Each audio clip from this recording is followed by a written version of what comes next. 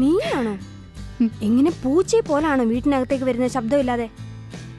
നിനക്ക് എല്ലാത്തിനും പേടിയാ. നിന്റെ പനി എങ്ങനെയുണ്ട്? ലഞ്ച് കഴിച്ചോ? ആ കഴിച്ചു. പിന്നെ എന്തൊക്കെയുണ്ട്? കുറെ നാളായിട്ട് നീ ഒന്നും ശരിക്കും കഴിക്കുന്നില്ല. ഏയ്, നിനക്കറിയോ ഞാനിന്ന് ആരെയാ കണ്ടതെന്ന്? ആരെയാ കണ്ടേ? ഗസ് ചെയ്ത് നോക്ക്. വെറുതെ കളിക്കാതെ ആരാന്ന് വെച്ച പറ. രാജുവിനെ ഓർമ്മയുണ്ടോ നിനക്ക്? അത് തന്നെ, രാജു. രാജു കോളേജിൽ എന്റെ കൂടെ ഫ്ലേർട്ട് ചെയ്തില്ലേ, അവൻ തന്നെ. വേണമെങ്കിൽ എന്റെ എക്സ് ബോയ് ഫ്രണ്ട് ആണെന്ന് പറയാം. ഞാൻ ആ മണ്ടൂസിനെ നിനക്കും ഇൻട്രൊഡ്യൂസ് ചെയ്ത് വെച്ചിട്ടുണ്ടല്ലോ, ഓർമ്മയില്ലേ നിനക്ക്? ഓഹ്, ഇപ്പൊ ഓർമ്മ വരുന്നു. 2 മാസമായപ്പോഴത്തേക്ക് നീ അവനെ കൈയൊഴിഞ്ഞില്ലേ?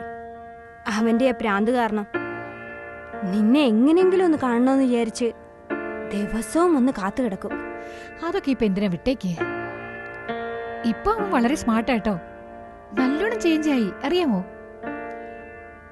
ഞാൻ ഈ സൺഡേ അവനെ ഇൻവൈറ്റ് ചെയ്തിട്ടുണ്ട്.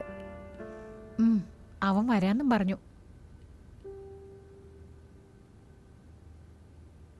അതിനുള്ളിൽ അവനോട് വീട്ടിലേക്കും വരാൻ പറഞ്ഞു. പിന്നെ അതിനെന്താ, അവൻ വരുന്നോണ്ട് നിനക്ക് പ്രശ്നമൊന്നും ഉണ്ടാവില്ല. നിനക്ക് കംഫർട്ടബിൾ തന്നെ ആയിരിക്കും. ശരി, ഞാനൊന്ന് റിഫ്രഷ് ചെയ്തിട്ട് വരാം.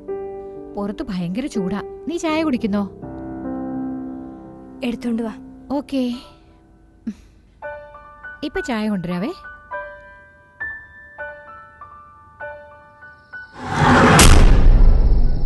പ്ലീസ്, നീ ഒന്ന് കാര്യമായിട്ട് പറയണം സുമി. ഞാൻ അവളെ ജീവന തുല്യം സ്നേഹിക്കുന്നു. ഞാൻ അവളെ സന്തോഷത്തോടെ നോക്കിക്കോളാം. അവള് എന്തിനാ എന്നോട് ഇങ്ങനെയൊക്കെ പെരുമാറുന്നത്? അവക്ക് ഈ രാജുവിനെ മനസ്സിലാക്കാൻ പറ്റില്ലേ? അവളോട് നീ എന്നെ പറ്റി ഒന്ന് പറഞ്ഞു നോക്ക്. അവള് നിന്നെ അംഗീകരിക്കത്തില്ല രാജു. മാത്രമല്ല, അവള് നിന്നെ പ്രേമിക്കുന്നുമില്ല. അതുകൊണ്ട് പ്രേമോന്നുള്ള വാക്കിന് പോലും ഇവിടെ സ്ഥാനമില്ല. അവള് നിന്നെ വെറും ഒരു പാവയായിട്ടാ കാണുന്നത്. ഇപ്പൊ അവളുടെ ആവശ്യം കഴിഞ്ഞപ്പോ നിന്നെ എടുത്തു കളഞ്ഞു. നിനക്ക് ഈ ചെറിയ കാര്യം പോലും മനസ്സിലാക്കാൻ പറ്റുന്നില്ലേ? ഇല്ല, എനിക്ക് സാധിക്കില്ല. അവളില്ലാതെ ഞാൻ ജീവിക്കില്ല. എന്റെ ലൈഫ്, എന്റെ എഡ്യൂക്കേഷൻ എല്ലാം ഞാൻ ഇല്ലാതാക്കും. മിണ്ടാരിയടാ, അങ്ങനെ നീ ചെയ്യരുത്. മറ്റുള്ളവർക്ക് വേണ്ടി നിന്റെ ജീവിതവും വിദ്യാഭ്യാസവും നീ നശിപ്പിക്കല്ലേ. നീ ഒരു നല്ല നിലയിലെത്തണം. ദാ നോക്ക് രാജു, നിന്റെ അച്ഛൻ മരിച്ചതിന് ശേഷം നിന്റെ അമ്മയുടെ ഏക പ്രതീക്ഷ നീയാണെന്നുള്ള കാര്യം മറക്കരുത്. അവരുടെ സ്വപ്നം നീ വേണം നിറവേറ്റാൻ. ഞാൻ പറയുന്നൊന്ന് കേക്ക്.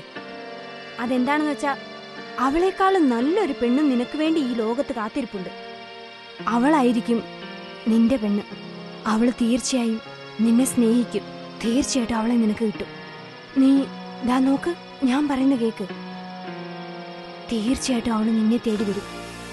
അവള് തീർച്ചയായിട്ടും വരും. അങ്ങനെ നിങ്ങൾ കണ്ടുമുട്ടും. നീ വളരെ നല്ലവളാ. അങ്ങനെയുള്ളപ്പോ നീ എങ്ങനെ അവക്ക് ഫ്രണ്ട് ആയത്?